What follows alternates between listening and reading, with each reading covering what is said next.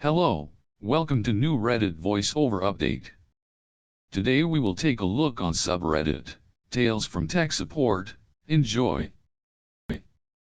Lessons learned. A couple of years ago I got in a ticket for someone's Mac laptop not booting.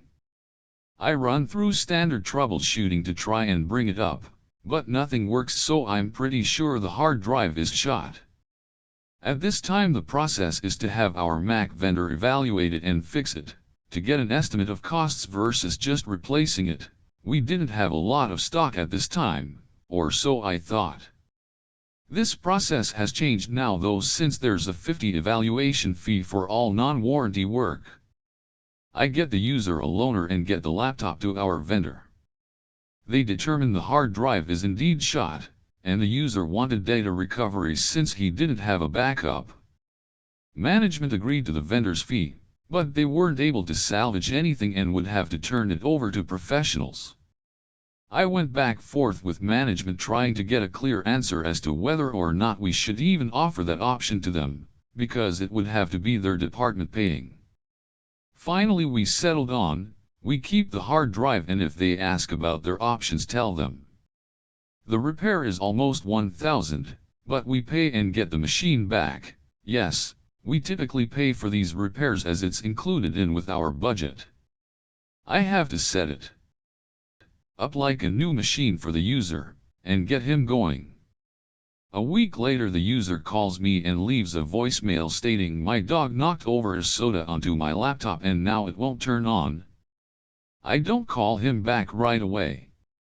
I let management know what's going on, and they pull a new machine from stock because this would have been almost another $1,000 repair in addition to what we just paid for. I let him know I'm working on a new machine, but don't know if I can get another loaner to him that quickly. This was during our hybrid remote period, so I wasn't there every day and was juggling other replacements for people actually in line for a new machine. I think at one point he left a voicemail complaining about having to run a Zoom class from his phone. Once I get it imaged, I set up another time with him and repeat the process over again. He apologizes profusely and says this has never happened to him before. Eventually he calls me asking for help setting up his time machine. Turns out he did have a backup of his data. Even if they were older copies of stuff, it was better than starting over from scratch. Since then, we've been more apprehensive about just paying to repair machines out of warranty and evaluating it on a case-by-case basis. We had a few more laptops with a similar issue, that we did get evaluated but ended up just replacing due to cost. 3 of them the vendor said there was water damage found, but each user denied no anything. One said it could have happened while he was away on lunch, working from home. Turns out we had enough in stock to cover those issues, as well as new users who wanted Macs and users who wanted to switch to Mac. Why is my connection so slow? It's my own Wi-Fi, not the company's one. Okay, short story but happened within the last hour. So I thought I'll share it before going into the weekend. Relevant informations are, rather rural area, internet ad company isn't always 100% reliable. Most time it's just a bit slow. For cases where the buried connection is offline, we have a backup solution via radio. As long as you got internet on your phone, we also have a connection. And vice versa. Keep in mind, rural areas so infrastructure isn't the greatest. Today the main line failed. In a wide area, 24 companies went dark. We switched over, brought our systems back, placed priorities and checked who may go home earlier to free a bit bytes. Well, here comes user A, like annoying. A was among the people that could go into the weekend early, but seemingly A doesn't like early weekends. The last hours my focus was on keeping everything running, and once the last person went home, doing some final checks and finally looking through some messages. Among them was A, and A was complaining that he's at home, using the VPN, and everything is even slower as it was at his desk. He demanded to know why. His personal internet isn't affected from the outage, he can surf fine from home, but whenever he tries to work, it's horribly slow, but his internet is fast. I'm not sure if I'll answer today or tomorrow. But I really considered adding the CEO's CC in my explanation to why he was sent home. Why we did expect him to not work. And how a VPN works. Design over functionality. Saw another post which reminded me of this story. A previous workplace was building a brand new building and had interior designers who had worked on other famous modern office spaces like Google. This meant that everything was designed purely for aesthetics. The desks were small and had a small PC bracket underneath, which was too small for our standard desktops to fit in securely and too big for the smaller desktops to even fit in at all. We probably lost 10 or so desktops that fell out of the bracket and broke, or somebody caught their leg on a cable and ruined the ports at the back. Cables were the devil to these designers and had to remain out of sight at all times. What they designed was an IT and facilities nightmare. In the far corner of each floor we had the switch cabinets. Roughly 500 Ethernet cables run under a suspended floor to designated areas where they would all come up through a metal sleeve and into the desks. Each desk was designated 3 cables, one for the desktop, one for the phone, and a third as a spare. The desks were also laid out at stupid angles, which wasted a ton of space just so it didn't look too corporate or standard. Inevitably the company grew, new desks had to be bought, and the existing desks had to be rearranged to accommodate the number of employees. Remember how the cables came up at designated points? These now had to be moved, some of which needed whole new cables to be made if they weren't long enough for the new position. It was absolute chaos and must have cost a small fortune for the electricians to do all of this. After the moves, we found a number of cables were faulty, having been crushed by desks, metal floor tiles, etc. Normally you'd just grab a new Ethernet cable and replace it in the floor/wall port, right? Well, that wasn't possible, so instead we had to pull the floor tiles up, trace the cable back to the switch cabinet, and replace the cable entirely. What should have been a 2-minute job took up to a couple of hours, and we had to do this at least a dozen times. All of this could have been avoided if they had just consulted IT and worked with them to find a solution that was aesthetically pleasing while still being functional. If any of you are ever in charge of designing an office, please consider the IT implications and overheads. Don't prioritize looks over functionality. I share my passwords with the world. A new senior designer/team lead joined the company, and he had so many ideas he literally needed a whiteboard behind him to write down the constant stream of consciousness that spilled out. He somehow convinced a manager to let him handle a client project in a new industry we are getting into, and he went about chaotically sending his entire team constant messages about features and desired functionality of what they were building. I'm in IT, so whenever something big is starting up, it's normal to get a stream of tickets all asking for stuff from permissions and programs to new workstations. Unfortunately, I was given the task of wrangling and addressing most tickets that came to the new team, so I was in constant contact with the designer/lead.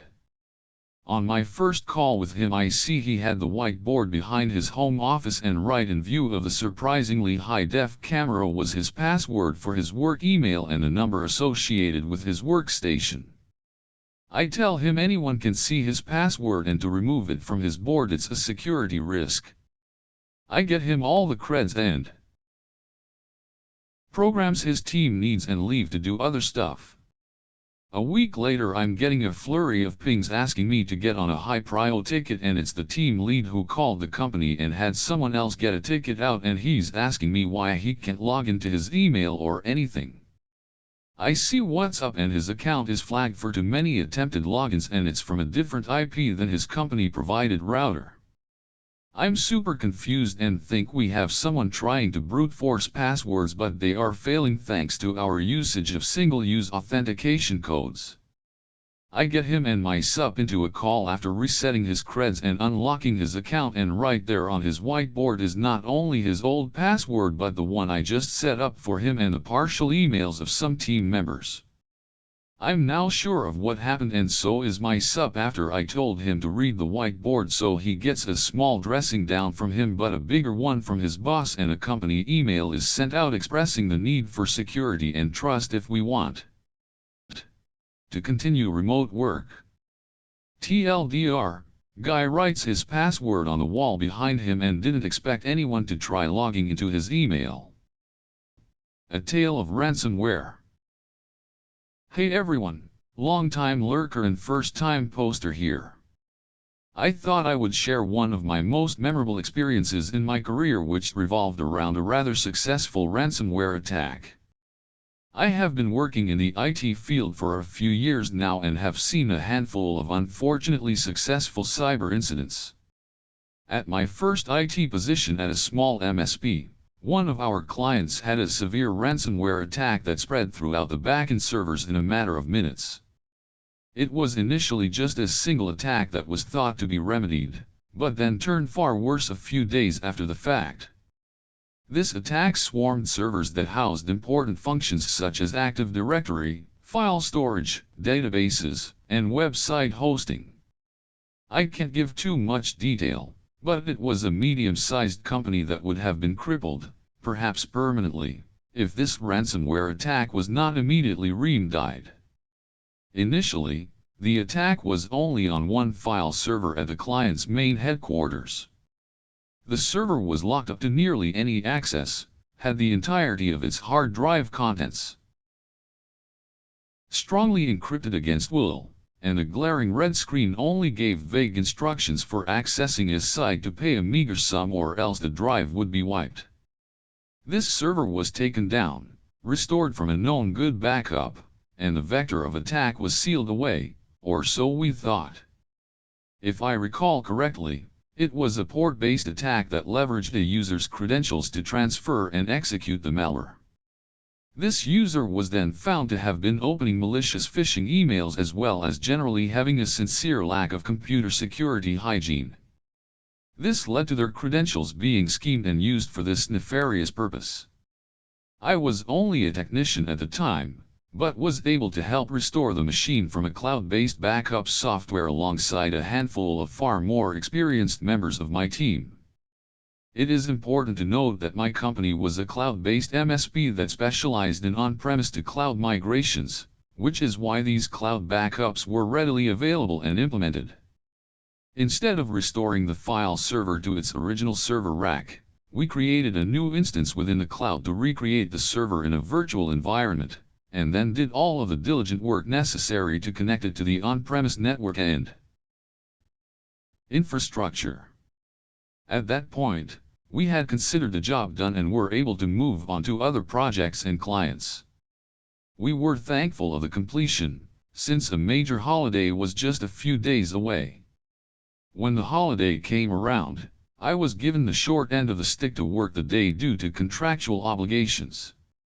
Early in the morning, this client's director of IT called me in a panic to report that most, if not all, of the company's servers had been locked up from ransomware similar to what was seen a few days prior.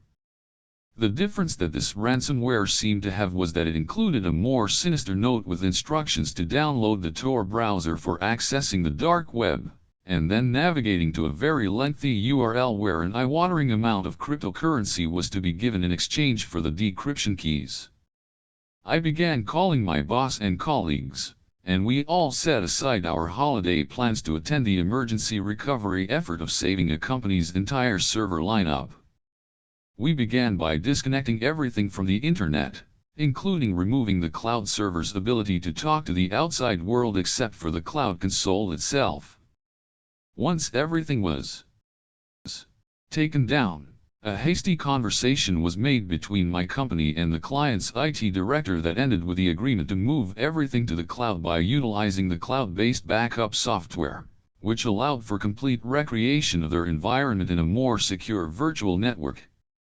This effort took the rest of the day and demanded many people from my company to complete, which was an incredibly fast recovery when considering the size of these servers and the network, controls, and logistics that had to be made to appropriately house everything.